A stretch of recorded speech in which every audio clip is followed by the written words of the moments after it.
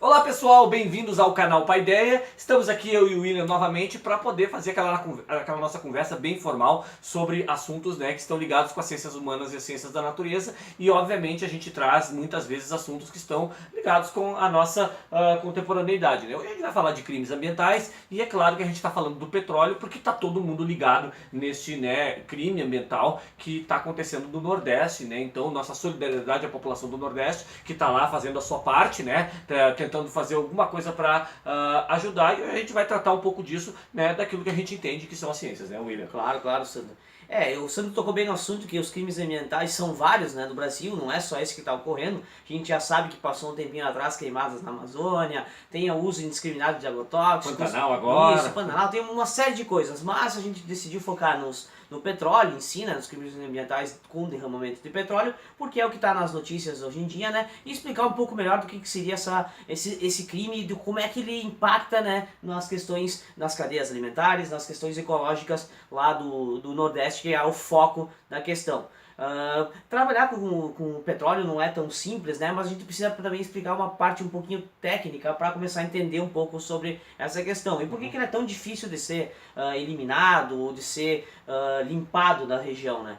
O petróleo ele é uma cadeia carbônica extremamente gigante, né, digamos assim, gigante, né, mas com vários carbonos interligados entre si e com hidrogênios nele, né, conectados também. Né, professor de química manda fazer, um saco de fazer. Vou colocar aqui uma cadeia carbônica para vocês terem uma noção do tamanho, tá, do como seria. Tá? Mas essas cadeias carbônicas elas são chamadas de hidrocarbonetos. Por quê? Justamente porque é essencialmente hidrogênio e carbono que estão inseridos nessas conexões, nessas ligações covalentes que a gente tem aí, tá? Obviamente que o petróleo, ele não é tão... Ele demora muito tempo para se formar, por isso que ele é considerado um combustível fóssil e não renovável. Por quê? Porque demora cerca de 10 milhões a 40 milhões de anos para uma jazida de petróleo se formar. E até por uma questão de curiosidade, é dali que vem o nome, né? O petróleo significa petros, pedra, óleo, óleum, daí óleo. Então, óleo vindo da pedra. Então, com o avançar da evolução da sociedade, do meio ambiente, da natureza em si, os organismos eles vão morrendo, eles vão sendo soterrados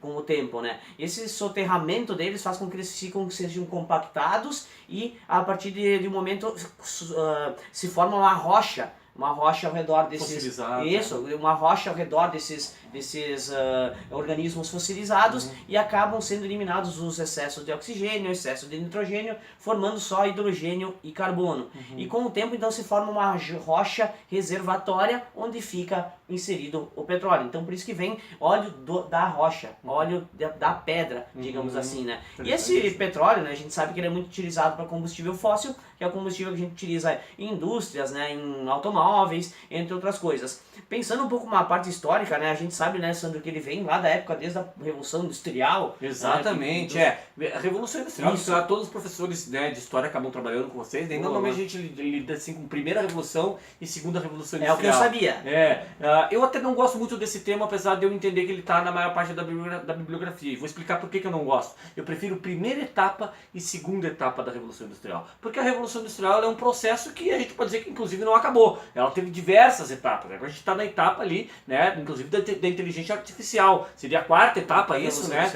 Então assim, na segunda etapa da Revolução Industrial, ou segunda Revolução Industrial se você preferir, é que a gente tem, né, o começo da utilização deste elemento, né? A segunda etapa ela é no século XIX, principalmente ali depois de 1830, 1840, e ali a gente já tem, né, o desenvolvimento, por exemplo, das estradas de ferro, a gente já tem a expansão da industrialização para outros países que não só a Inglaterra, né? A França, Bélgica, Estados Unidos, só para ficar em três. Então a gente tem, né, um avanço do modo de produção capitalista industrial a partir dessa segunda etapa. E o petróleo, e especificamente e mais genericamente a química, são um dos elementos mais importantes para o desenvolvimento da indústria nessa segunda Revolução Industrial, na segunda parte, né? Então, por exemplo, os químicos eles compunham mais da metade dos cientistas que acabavam surgindo na época que acabavam se formando na época, porque realmente é o período em que está a química sendo, né,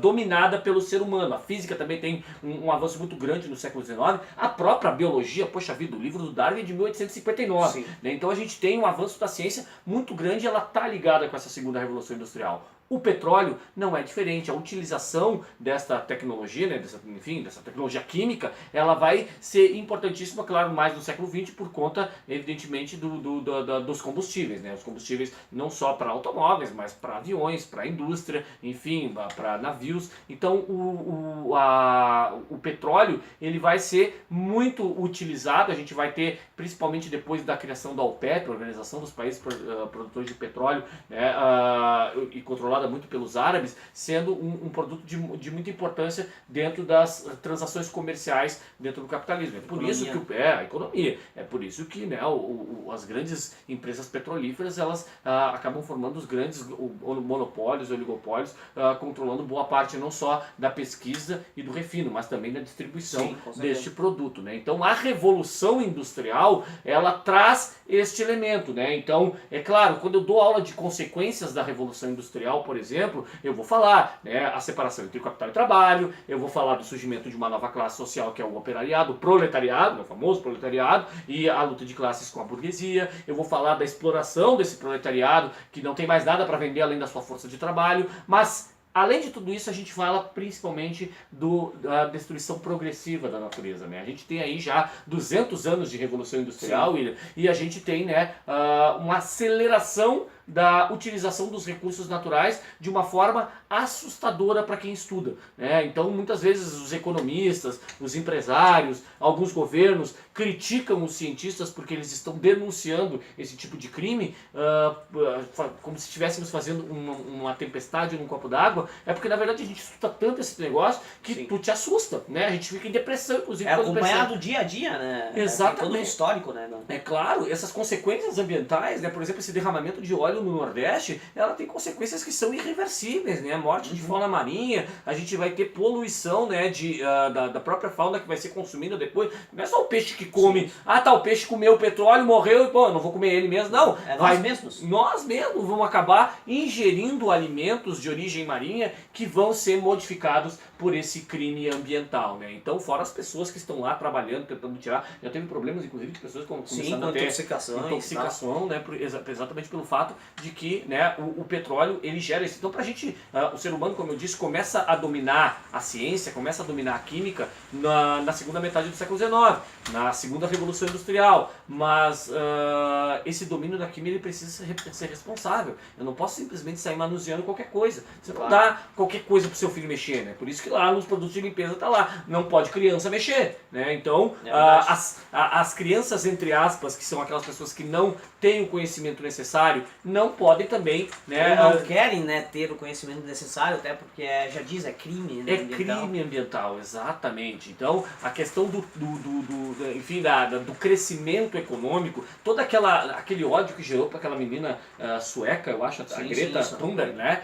Exatamente, uma menina que, né, foi lá fazer os seus protestos pacificamente por conta da destruição da natureza, e ela foi muito cirúrgica, né? Em nome do crescimento econômico, nós estamos destruindo o planeta. Esse derramamento de óleo, pouco importa se ele veio da Venezuela ou se ele veio de um navio nazista fundado há 70 anos atrás, pouco importa de onde é que veio. O que importa é que a gente tem que, primeiro, resolver esse problema imediatamente e, segundo, evitar ou tomar todas as medidas possíveis para que isso não aconteça mais, né? A gente precisa, né, como ser humano, cuidar, porque esse é o único planeta que a gente tem por enquanto, né, William? Pois é, Sandro, tu falou das questões responsáveis e tal. Ninguém está falando aqui que foi proposital ou que a Venezuela veio aqui, derramou o óleo e pronto. Que nem o Sandro falou, isso pouco importa de onde veio, pouco importa a origem.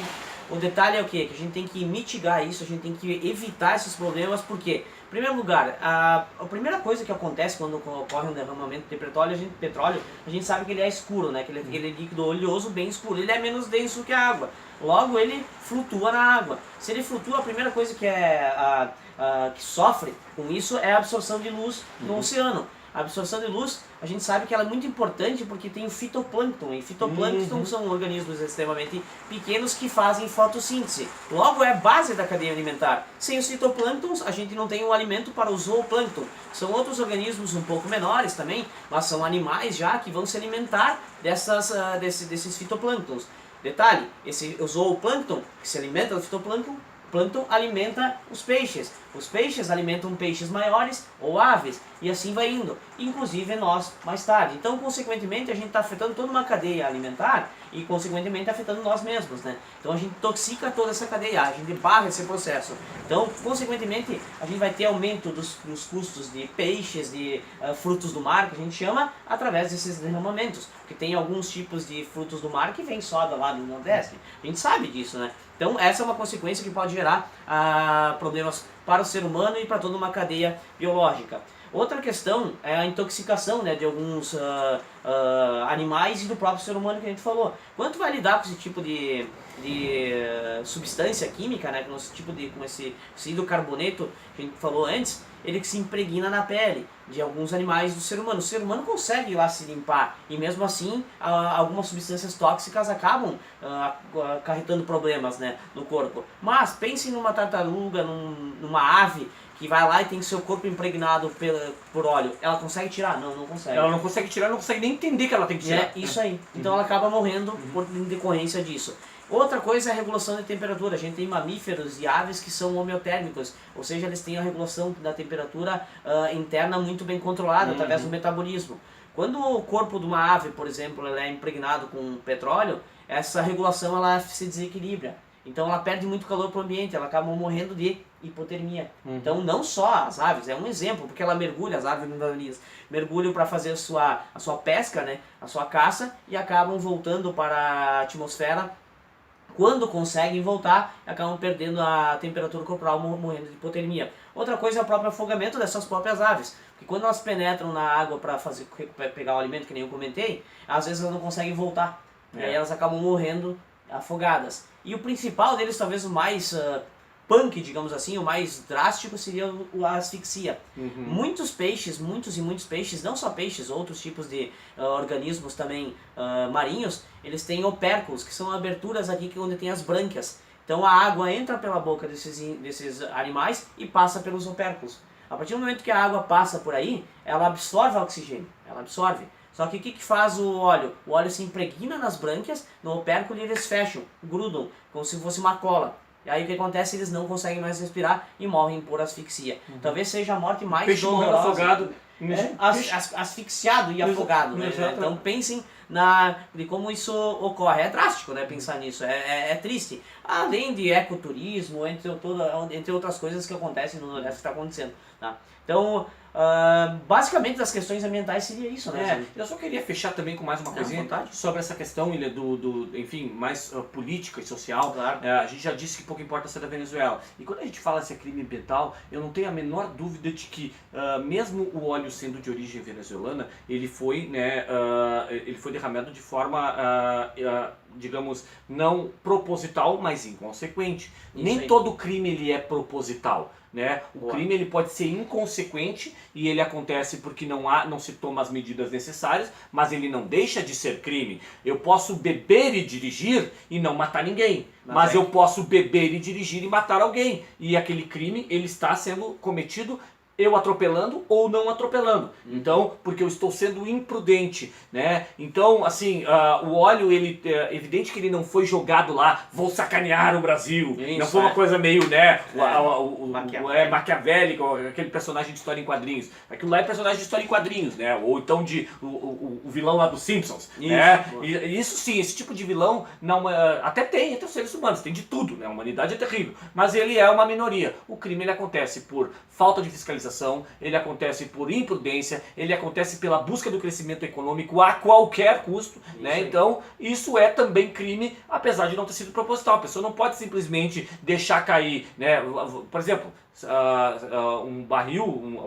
um navio que está cheio de óleo, ele vazou por um acidente, bateu, sei lá, num iceberg, numa rocha, qualquer coisa desse sentido, e aquela pessoa precisa ser responsabilizada porque ela não tomou conta daquilo ali. E mais ainda, porque ela fugiu, ela não avisou as autoridades, porque o que eu tô achando é que aconteceu foi exatamente isso, né? Que houve o crime, a pessoa não fez de propósito, mas ela tá se escondendo. A pessoa que não assumiu, né? Existem pessoas que sabem o que fizeram e a gente, né, como cidadãos, a gente como sociedade civil organizada, precisa descobrir os responsáveis e puni-los. Não adianta eles pedirem desculpas, eles precisam ser punidos para que não aconteça mais. Certo, William? Então, já para ir caminhando para o encerramento, para a gente ter algumas indicações. Eu tenho uma para indicar aqui, já que o Sandro vai preparando os livros deles para indicação aí. Eu tenho um para indicar que é Colin Bird, que é o Química Ambiental, que é um livro um tantinho grosso, né, e tal, mas tem são vários capítulos, tu pode estudar de qualquer forma, quer estudar o primeiro, o segundo, quer estudar sobre poluição ambiental no ar, a água, então poluição difusa, tem vários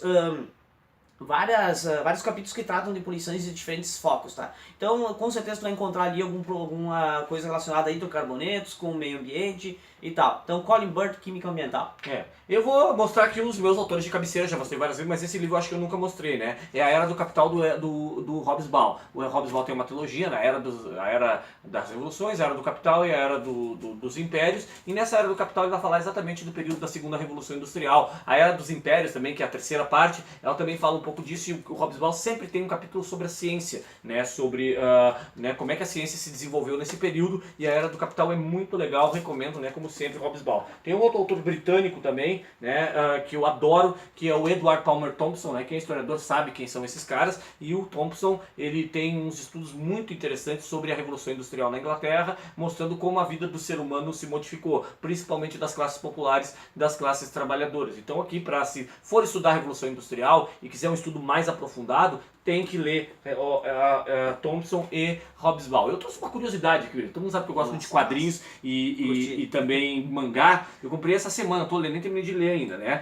É O Capital, né? Todo mundo já ouviu falar do livro Capital do Marx, né? Só que ele é em mangá. Aqui tá a parte, botei até com marcador a foto da minha filha, né? Tá a parte do livro que começa, né? Ele começa por trás, como todo mangá, e ele é uma história muito legal. Ele não é aquelas histórias chatas que vai só contar o capital, a história do capital. Todo mundo, né, enfim, o livro de ciência que o Marx escreveu lá, com 4 tomos no século XIX, explicando o surgimento do capitalismo e como ele funciona, mas aqui conta uma história, né, pelo que eu tô lendo, eu ainda não terminei, né, de uma pessoa que monta uma empresa e ela quer o enriquecimento a qualquer custo e ela não se importa em explorar os trabalhadores, muito menos a natureza. Então é uma historinha bem legal, eu gosto bastante de mangá e, né, tô gostando bastante, né, uma interpretação do capital com uma história, né, construída aqui, né, por um sujeito que eu nem li o nome direito aqui, nem sei quem é o cara, né, na verdade, sobre o autor da obra original, só tem sobre o autor da obra original, ainda não olhei direito, não tem todas as informações, é uma curiosidade. Show de bola. Pra terminar, Sandro, pegando aquele gancho do início, quando tu comentou, parabéns ao povo nordestino que eles meteram a mão, coisa que faltou um pouco da nossa atual gestão. Eu acho que faltou bastante, né, então, né, parabéns povo nordestino, estamos junto com vocês. Falou, William.